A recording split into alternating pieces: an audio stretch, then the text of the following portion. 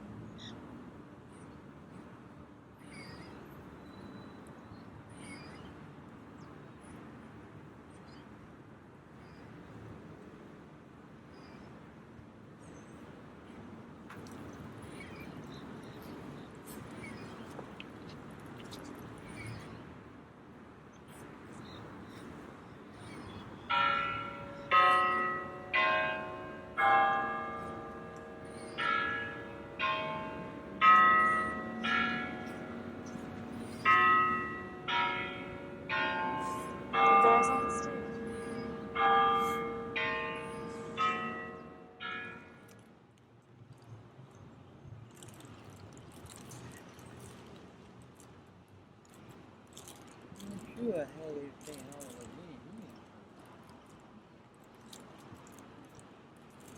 again. I'm getting in. But see, my fingernails so long, I can't fasten the back. Yeah. I don't know. Huh? I don't know. My church is in Via Park. Huh? My church is in Via Park. I never look out and see people drinking. But I talked to a guy yesterday and he was saying that like most of the times it's like a bad like relationship with the police. Now you look, see, that's the pills I take like that. Yeah, right now my real baby got out of the wagon, a red wagon. I had grandma seizures. Been 54 years, that's how long I've been on medication, St. Petersburg. So the medication like stops you from having seizures? You do about every 3 months when I be taken to the hospital, but I don't have to be in too long. I never can tell when they come on. Is it scary? I don't. Well, see, be like my blood level be low and my veins very hard. It's easy to draw blood from my toes than it is to my hand. Do you remember when you first started coming to Williams Park? So I became homeless, actually.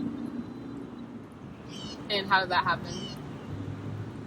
I lost my job and I lost my place.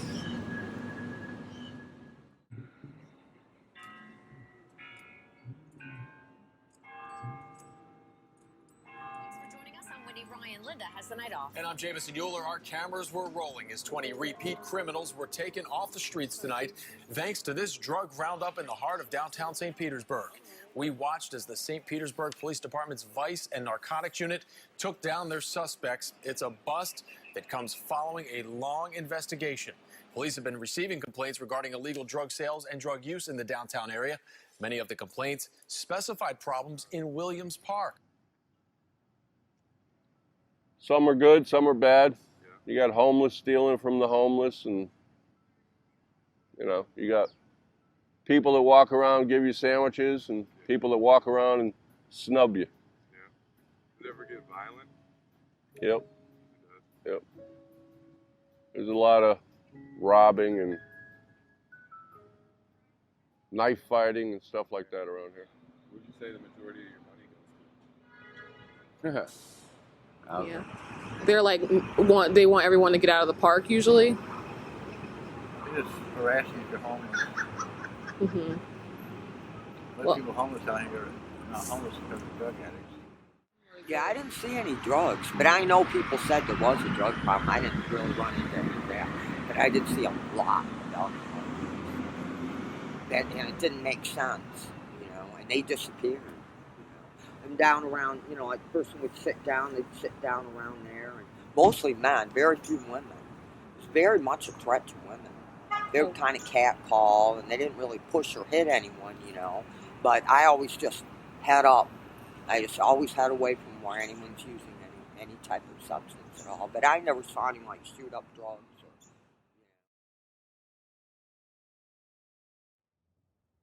A variety of reasons. One of the problems around here is that we're associated with being drug addicts and alcoholics. And to some extent, that, can be true in some individuals, but for the most part, the street people are not addicts or drug alcoholics. They're just folks that are needing a little helping hand in the world. From there now, and Allison, why were all of these suspects using this one downtown park?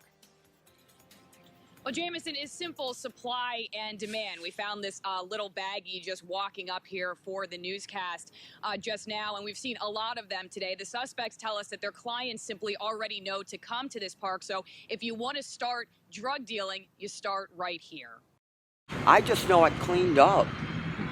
I mean, every day there are at least 15 groups of people in the past 5 years, because I've only been around in this area 5 years now, that would be drinking, almost all men, no women. I mean, drinking heavily. Like out in the open, over-the-counter beer. I don't really know, but they had homes. Wasn't like some protest of like homeless people or something, throwing things at people or anything. I mean, these are people with homes. It was really odd. It's starting to be a big town. Is it good change? Why is that?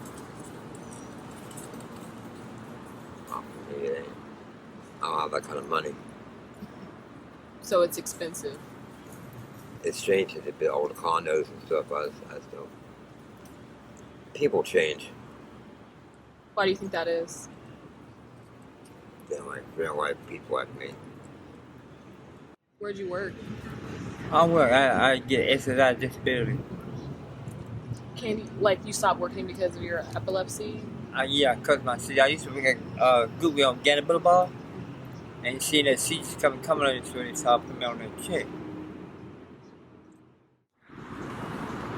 People come from everywhere. If you're out this way, come and check it out.